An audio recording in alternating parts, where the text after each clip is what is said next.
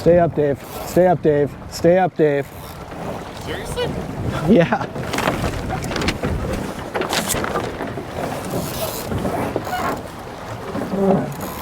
Stay up, please. Stay up, please.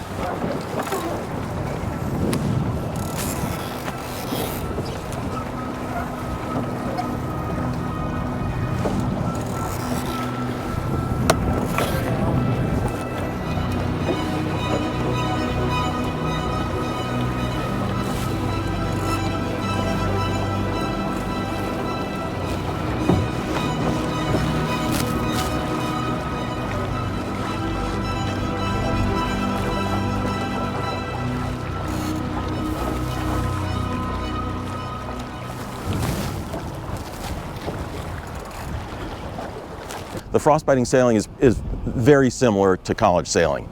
Small boats, small bodies of water, shifty breeze, crowded marks, stuff like that.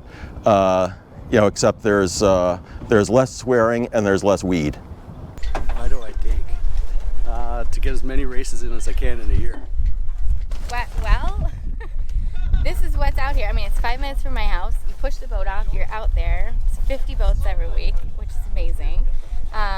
It's quick starts, you know, you can get 5 races off quickly, so I can do it with kids, whether he's physically here or not. So, and it's great competition. It's a really tight fleet. It's just no place better to be on a Sunday, that's for sure. So. Because it's the most competition you can have year-round. The best sailors come out one-on-one, and it's exhilarating. I love the Dyer Dinks because I get out here every Sunday with a great group of people, and I'm fleet captain because I was impounded and given no choice, and love it. It's an addiction, right? Once you start, you can't stop. Why do I dink? I've been doing it since I moved from California here 20 years ago, and I love it. It's a competition. Everyone's equal, and some are better than others, and I'm not one of that group. I dink because it is. I don't know. I dink because it's the greatest fleet out there, best racing I do all year long. Learn every single leg of every race. Oh, why do I dink? Because it's fun.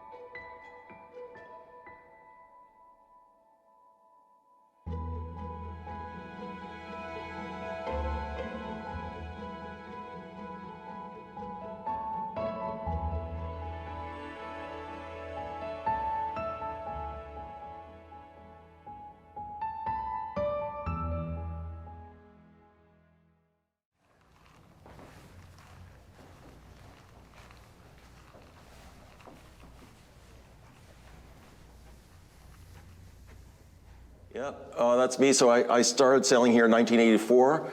Took 4 years for me to finally get to the top of the fleet. And that's typical because nobody here has won their first year. We've had very good sailors here and good people who won, but it's the combination of the subtlety of the boat and the trickiness of the harbor. You don't just step in here and win the fleet. I mean, the fellow who won this past year, John Simpson, very good dinghy sailor and match racer and team racer.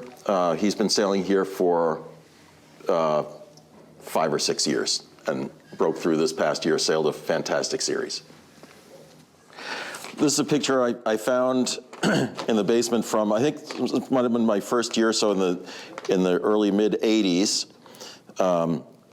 Back then we had this long boom. This is when the boat had been designed as a yacht tender, so you wanted to be able to put the mast and the boom inside the boat. So it's a long boom, like a 2-foot overhang, and then a sleeved wooden mast so that it could come apart and you put it back in the boat. So now it's an aluminum mast and a boom that's just to the end of the transom, so shorter, so you don't hook on it when somebody's trying to duck you. And for that slightly shorter foot, we put in a bigger full batten main and then a bigger roach up top here. Probably the biggest change you can't really see here, but the rudder on the original Dyer design, this is sort of an old-fashioned teardrop-shaped rudder like you might see on a Lightning. And we did a high aspect ratio, kind of a blade rudder. Actually, Bill Tripp designed that for us. In heavy air, we use a smaller sail, and back in the day, we used to have actual reef points in the sail, so everybody come into the clubhouse and roll up their sail and tie it up before we went out. Now we take when we buy a new fleet order of sails, we take the old sails and cut them down, so everybody has 2 sails. So one thing that hasn't changed in the boat, I got the same life jacket that's the life jacket I wore in college in the 70s. I've kind of retired it, but I break it out every once in a while still.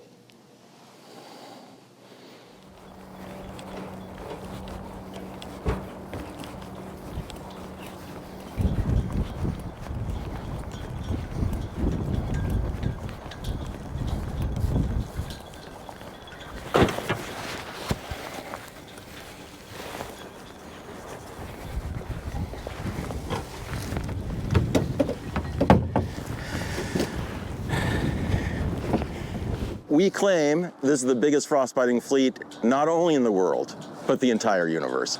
So we're here at Riverside Yacht Club on the docks, and I think we have 90 boats on the docks, almost all of them with covers on. I don't have a cover, I'm too cheap. The last couple of weeks we've had 55 or 56 boats on the starting line. Last year we had, I think, 55 people who qualified for the season, which is sailing more than half the days on races on more than half the days. And over 100 people sailed at least one race last year. So it's a lot of Dyers. We've done a number of things to make it a better boat to sail and race. The biggest thing we've done is change the rudder design. So this is if you bought a Dyer from the Dyer Boat Company, you'd get this rudder. But 30 years ago, we had well-known naval architect Bill Tripp design this rudder for us, which is high aspect ratio blade, which has a much less of a tendency to stall out. So our capsizes, people with the rudder stalled out trying to bear off downwind, have gone down dramatically. We also, you'd get a wooden centerboard from the Dyer Boat Company. We found that some people were sneaking their wooden centerboards up to speed shops and laminating them and shaping them, things like that. So we wanted strict one design, so we have fleet supplied fiberglass centerboards. Obviously the aluminum mast. Also back in the day, the Dyer that was a yacht tender had a boom that was about 18 inches longer than this, which we've cut down. So we have less people hooking their forestays on boats that they are ducking. What you see is what you get, very simple boat. People are free to do whatever kind of running rigging they want. I have a boom vang here that you can adjust from either side, which is good as you get a little less nimble as I'm getting. A little 2-to-1 Cunningham, and that sort of thing. So running rigging, people can do what they want. Everything else, strict one design. Wooden rails, no exotic materials, no electronics, fleet blades, fleet mandated blades, fleet mandated spars, sails that are fleet purchased once every 4 or 5 years, and there you go. So the critical controls, as I share with people who are new to the fleet, there's main sheet upwind. You go from about here where the main sheet stops pulling the boom in and starts pulling it down, which is about there, is one end of the range, and the other end of the range is there as hard as you can possibly pull it. So that's the range for upwind main sheet. I'd say the controls in terms of importance in order: main sheet, boom vang, Cunningham. I rarely touch the outhaul during a day. In fact, if you made me like tie my outhaul off and just leave it there for the season, it wouldn't bother me. Boom vang is pretty important both upwind and downwind. And Cunningham, the depth of the sail is pretty important where you get these puffs and lulls in the breeze, because we sail in an enclosed sort of an area, so you get breezes up and down. We got these fleet deal from North Sails, made in Sri Lanka, and we buy sails once every 4 or 5 years. And that's great because, you know, by the last year we use them, they're kind of tired, but everybody has the same one. This sail we use in 0 to about 16 or so knots, depending on the shiftiness and gustiness. And then when you get up above 16 or 17, and or if it's quite shifty and gusty,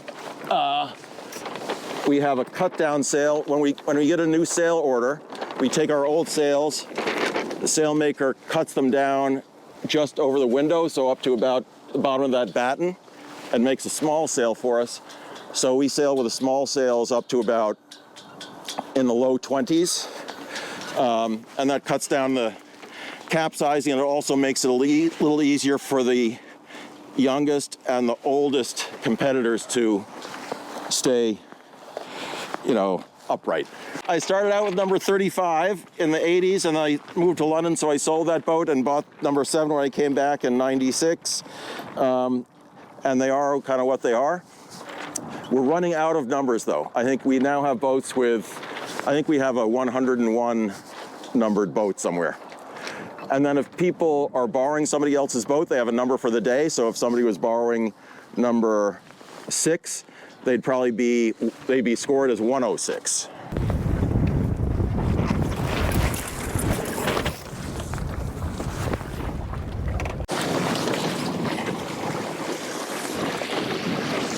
But if it eases up a little bit, you have to immediately ease 6 inches to get some shape back in the sail. Like that, so that's pulling the main sheet on, puts big mast bend in, inverts the sail, and you can really pinch on it in the flat water. In waves, you have to sail a little fuller sail.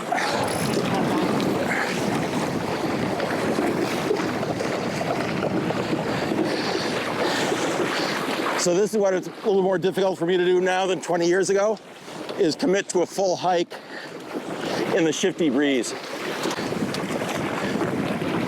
So try a little tack here.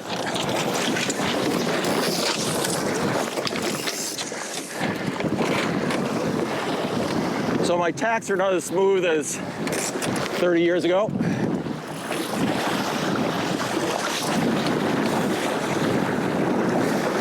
And so this, I know I'm lifted here, so it's tricky to commit to the full hike if you're pinching, because that can, 5-degree knock can be a capsize to weather.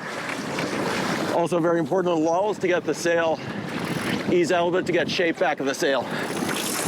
So now that sheet on.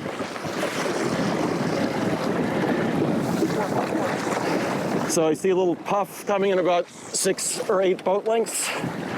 So getting ready to go sheet on and hike out. Like right there. Neutral helm. So try to have about a pound of weather helm. Lull, Vang ease on the lull, Cunningham ease.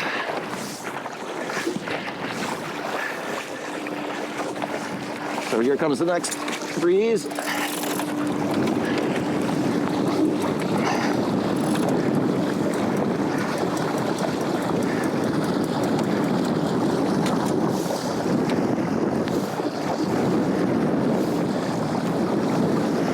So again, very light weather helm.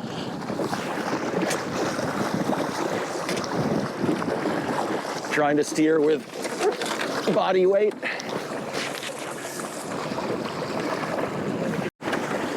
Okay, here's a knock.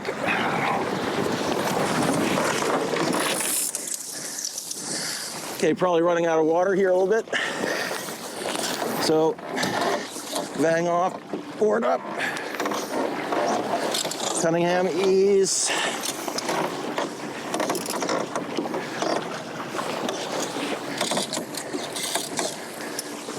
The Dyer can sail very low, and if there's any breeze at all. So, sail with a very eased vang and get the leach way open. And neutralize the helm with weight. I find it much easier to adjust your weight if you're standing up, so you can use each foot. I mean, it's much easier to sail standing up. I think people who don't have maybe didn't sail as kids and don't have quite the confidence, it's trickier. Also, puffy, got to drop a little centerboard down. That's the roll control. So a little centerboard down stops the rolling. So here we got a little puff on, so a little more weather heels back in the boat, a couple inches, just to feel everything so I could let go of the rudder. Boat steering itself. So we'll roll into the jibe.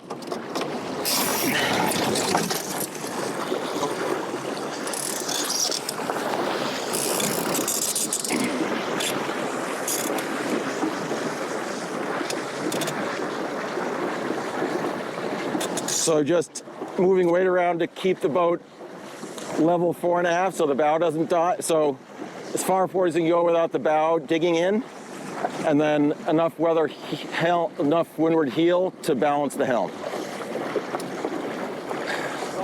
The Dyer does plane, so when you're sailing down, when you're not planing, you're going to like 3 knots. On a plane, you can do a solid 3.5. What's that feel like? It feels like you're going 1,000,000 miles an hour. You could walk just as fast. What is the terminal velocity of this boat? Has that proven yet? It has not been proven. But in the real planing conditions, you gotta be like this, or else.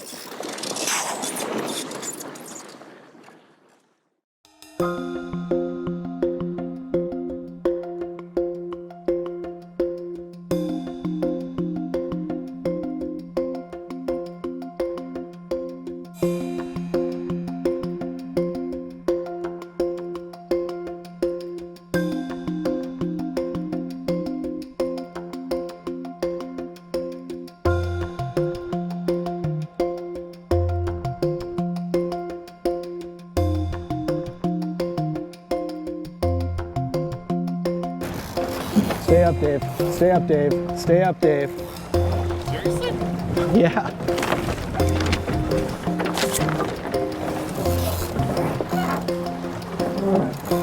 Stay up, please. Stay up, please.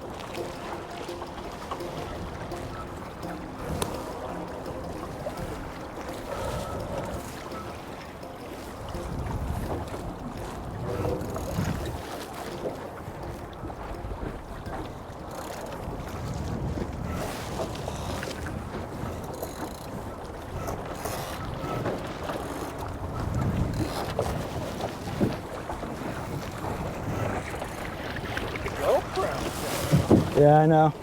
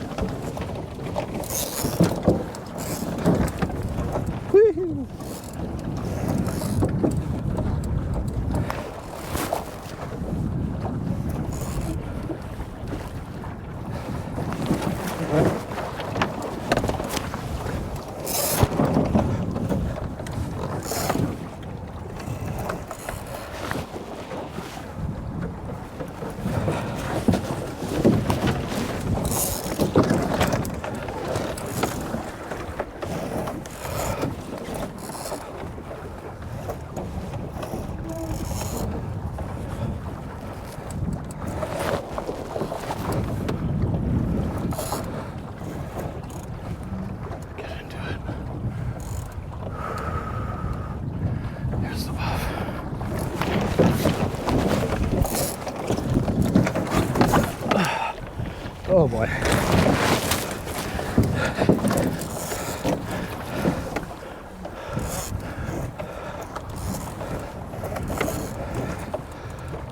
Jeez. Whew. That's a big switch.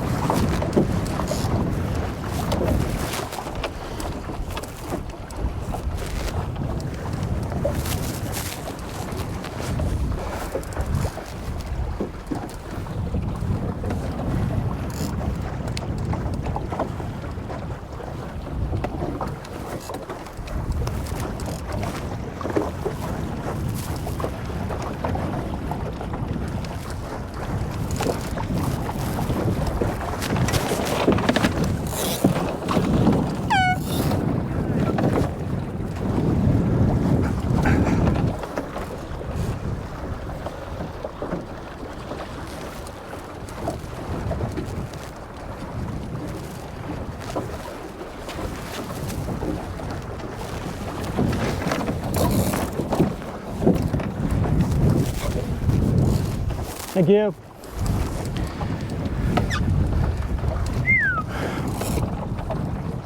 Nice race, Will. Nice race, John.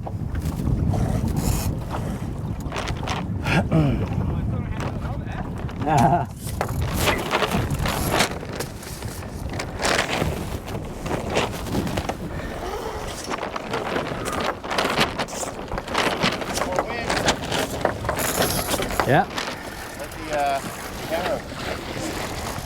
That's it.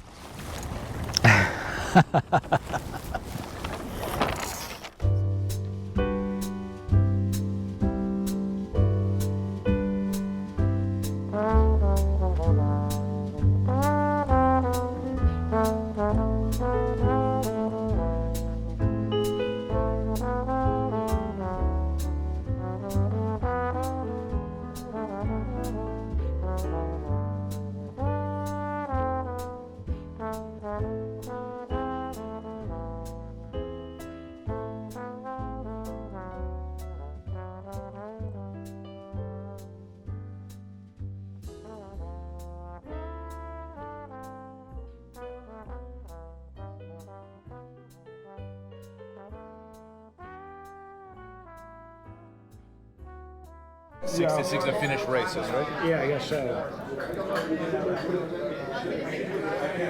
First page? No, That's what matters. Hey, who cares? Yes. How did it go? I'm second page. All right. So first of all, thanks to everyone who came out today. It was awesome. We got a total of 70 boats today. And actually, I was given wrong information initially. The record was not 71 before, it was 64. So we have the record, and we got it done. Thank you to Dana O'Brien and the rest of his race committee team on running 4 fun, long races, giving everyone a chance to make up for what proved to be very difficult starts today. Overall, we had a lot of dispiriting results. Not a single person had single digits all day, which is very contrary to the norm, what you would normally see. We also had one sailor who had a bullet, followed by 59. So you can see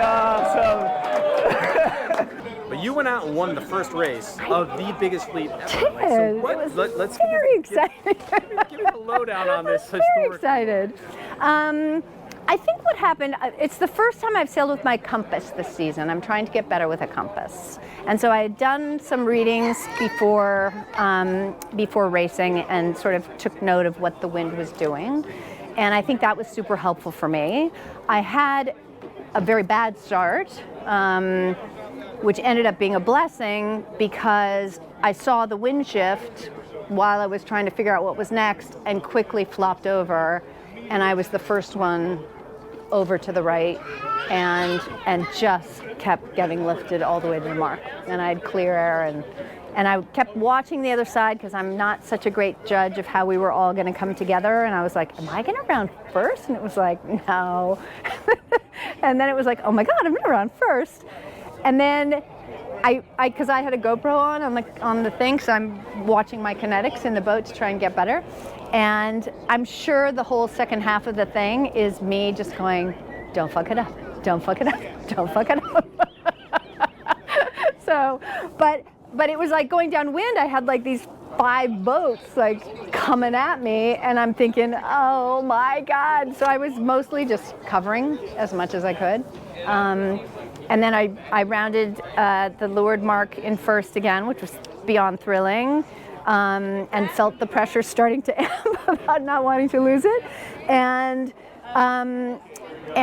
then you have this wall of boats coming at you, and you're trying like to navigate getting through them without giving up too much. So yeah, I ended up doing it. It was very exciting, but it made a mess of me for the second race. The second race, it was like I'd never raced a sailboat before. I went to 59th on the second race, but then I got my footing again. But it can be done, and I'm going to put that in my brain.